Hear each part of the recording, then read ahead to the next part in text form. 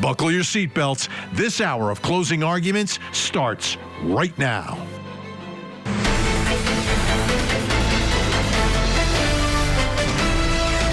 I'm Benny Politan. Thank you so much for joining us here tonight on Closing Arguments, and hope you enjoyed or are enjoying your Valentine's Day. When I think of this day and I think about last year, the one couple that comes to mind that should be celebrating something tonight but aren't because one of them is a murderer or was a murderer, Gabby Petito and Brian Laundrie. This young couple, it was a story that really grabbed everyone's attention for many different reasons, but one of them being the life that they were living publicly online. Two young people who seemed to be very much in love, two young people that were living this fantastic, adventurous life, you know, the van life, driving around the country, seeing all these incredible things, and doing it with the person that you loved. And that was the image that was portrayed on social media. But what was happening was so much different than what was portrayed. This is what was really happening: domestic violence. This is Brian Laundrie on the side of the road. After someone called police after he was seen abusing Gabby Petito. He didn't get arrested that night. He ended up murdering Gabby Petito. And that's been established, and we've gone through all the findings there. But then this coward went on the run and then went into the middle of the Cuyahoga Creek Environmental Park and took his own life. Well, tonight we're getting some additional information on all of that because there are still people questioning what really happened, right? Did we really get the story? Well, the autopsy results, the fuller autopsy results, and the investigative report from the medical examiner's office down in Sarasota, Florida, all came out today. So I want to share some of that with you tonight, some of these new details that we're getting. And we begin with a summary of the autopsy, which relates that skeletal remains of a single individual, scattered remains, bones without soft tissue, most with post-mortem scavenging, carnivore activity near the complete skeleton. And one reason I'm letting you know this is what happens when people who commit murders and they discard remains. This is what ends up happening to those remains. The carnivore activity. Positively identified with antemortem dental radiograph and record comparison. That's how they were able to identify Brian Laundrie as the subject. And what they found was a gunshot wound of the head with extensive associate craniofacial fractures.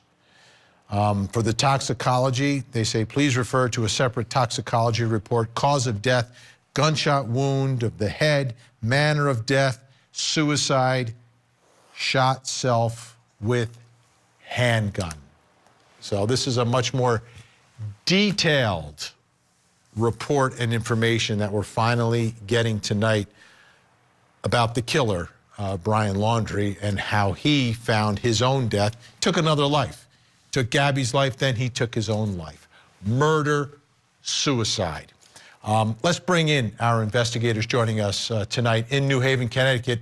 Retired FBI special agent and senior lecturer at the University of New Haven, Kenneth Gray, is with us. In Salt Lake City, Utah, private investigator Jason Jansen, and in Monroe, North Carolina, death investigator and forensic criminologist Dr. Laura Petler is with us. Great to have everyone here tonight.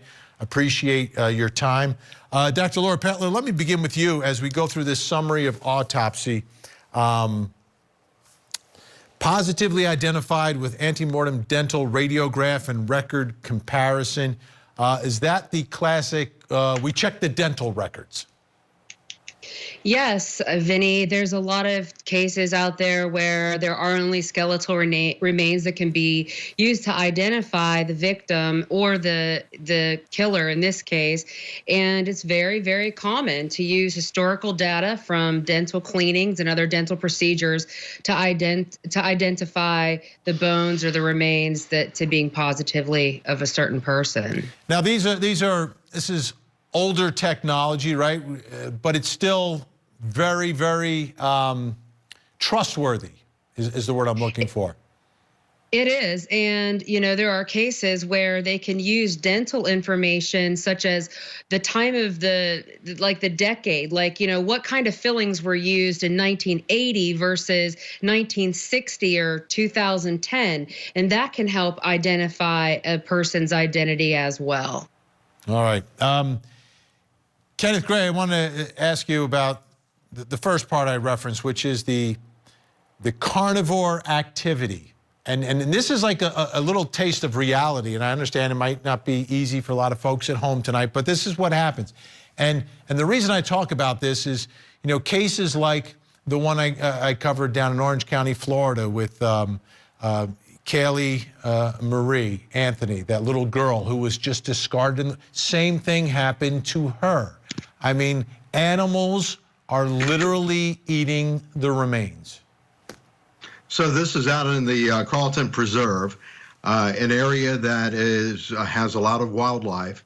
Brian Laundrie shot himself in the head, and then either before the flood hit there or after the flood hit there, the animals, coyotes, feral dogs, maybe raccoons, they came in there and picked the bones clean. Not only did they pick the bones clean, but his body was not found as an intact skeleton. There were only bits and pieces of the skeleton, his head, his upper torso, a couple of vertebrae. And so his body was, the bones were moved about by these animals that were out there. So this is very typical of a body found out in the woods.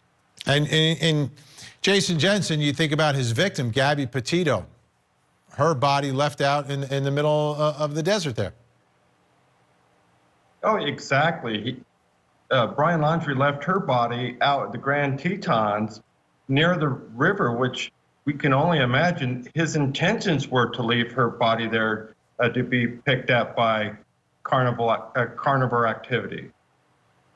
It's sick. It's the reality of what happens. But, I don't like to talk about these cases like they're not real people. And it's not extremely disturbing, because it is. And I think we have to understand that and not treat these things like they aren't what they actually are. I want to read more of this report that was released today, the full autopsy report. Evidence of injury. Most of the distal long bones have moderately extensive carnivore activity, evidenced by multiple gouging and gnawing marks. Again, more of the reality of the situation. Yes, this is Brian Laundrie, but this is also what happens to victims. These areas are consistent with carnivores and/or omnivores, including canines, such as feral dogs and coyotes, along with rodents and raccoons. Evidence of injury. Perforating gunshot wound of the head. In summary, extensive fracturing, including comminuted and intersecting linear and basilar fractures with associated cranial fragmentation, is consistent with gunshot wound trauma. Evidence of a single perforating gunshot wound entering the left temporal cranium and exiting the right middle inferior parietal cranium just above the temporal bone. The squamous suture identified. A lot of words there that I've never used ever before on television or in conversation. Dr. Laura Petler, explain to us what I just read. Yes. So, Vinny, basically what you're explaining is that Brian Laundrie had a self-inflicted gunshot wound, apparently from a .357, that entered on the left side of his head and traveled left to right and fairly laterally with slightly an upward trajectory, but very slight. They didn't indicate that it was, very it didn't have a whole lot of deviation, so they were reluctant to, go any further than that. Plus, there was no front to back, so it was pretty much just straight across and just slightly tipped upward. And all of the words that you're using, like parietal and craniofractures, that is very common with a gunshot wound to the head. The pressure of the gunshot going through the head really kind of a lot of times blows out a lot of the bones, and there's table beveling and all kinds of things that go on into the bones and into the soft tissue. In this case, no soft tissue was recovered in the case of Brian Laundrie, but at the same time, there were a lot of fragments of the skull. In fact, there were 27 pieces of the skull recovered, of which they reconstructed at the medical examiner's office to give them a more accurate trajectory and wound path through Brian Laundrie's head. Kenneth Gray, how do we get to the conclusion that it's self-inflicted versus someone did it for him, maybe an assisted suicide? So that's a good question. The gun was found at the scene. It was a rusty gun found at the scene. They did not say in this report whether there was ballistics done on the gun, if they found any indication of any of his DNA on the gun, or if there was any fingerprints on the gun. So we presume, though, that this was self-inflicted. It is consistent with him going out there after having killed his fiancée that he would be the one to shoot himself. But we don't have the proof of that at this point. Yeah, Jason Jensen, it's a story you see a lot if you read headlines. There are lots of murder-suicides. Usually they're much closer in time to one another. The disturbing part of this is the time in between, because that was the time where nobody was telling Gabby's family what had happened. Right, and so oftentimes in this particular situation, it relied on the input of others, like for instance, the Laundrie family, where they said that he went off and they believed that he had suicidal intentions. So that feeds into this part of the equation to determine whether or not this was self-inflicted or not. Now, one more part from the case summary that I'm going to share with you tonight. And it talks about two different scenes. The main scene contained human remains. The main scene contained personal effects that included an unknown type of handgun, snub-nosed revolver. The secondary scene contained skeletal animal remains, a handwritten half note, and a hat with the logo Moab Coffee Roasters. Dr. Laura Petler, any significance to skeletal animal remains on a secondary scene? Yeah, I think so. I think that the scene was originally not underwater, then it became underwater. Apparently it was about 3 feet. And so some of the animals could have died in the process of devouring the remains, because of course there could have been fights over the remains between the animals. They noted carnivore activity, specifically feral dogs or potentially coyotes, even raccoons. And when you combine all those species of animals and they're all vying to eat the same thing, there could be death of animals at your remains scene in the primary scene.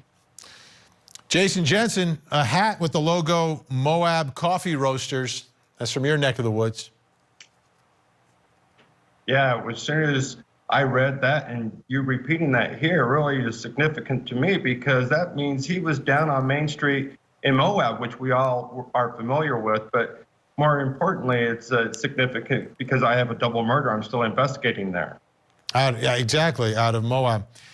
Kenneth Gray, do you have any unanswered questions that are left in this entire investigation, whether it's what happened to Gabby Petito, what happened to Brian Laundrie? With the release of this report, are you comfortable putting this entire thing to rest? I'm comfortable with putting this to rest. I certainly would like to see the contents of that journal, but I don't think we'll ever see it. Dr. Laura Petler, from your perspective, this entire case, I know you've been covering it as well. Any unanswered questions that still remain with you tonight? Not really, Vinny. From the standpoint of intimate partner violence, coercive control, and domestic violence, this case is fairly standard for the fact that a power assertive offender like Brian Laundrie is not going to go down and go to prison. He's going to take his own life and potentially brag about it in a note or some other type of media that could have been recovered in the backpack. So even though I agree with Kenneth that we might not ever see what was in the backpack, I believe that there was information about her murder there because the murder doesn't count unless he brags about it. Jason Jensen, any unanswered questions that you have now that all this has come out and the rest of the information that we've received during the course of this entire saga? Well, in light of my years of experience doing cold cases, I feel confident this was just a standard domestic murder. However, that being said, my clients for the Moab murders really would like to know if there's any references in that notebook to Moab or to their girls. So we would like to get some answers, a chance to look at the contents of that notebook, or at least somebody in Grand County Sheriff's Office read it and relay any positive notes or references there too. Absolutely. All right, Kenneth Gray, Jason Jensen staying with us. Dr. Laura Petler, thank you so much for your insight and joining us tonight. We appreciate it. When we come back, we're going to open up tonight's unsolved case file.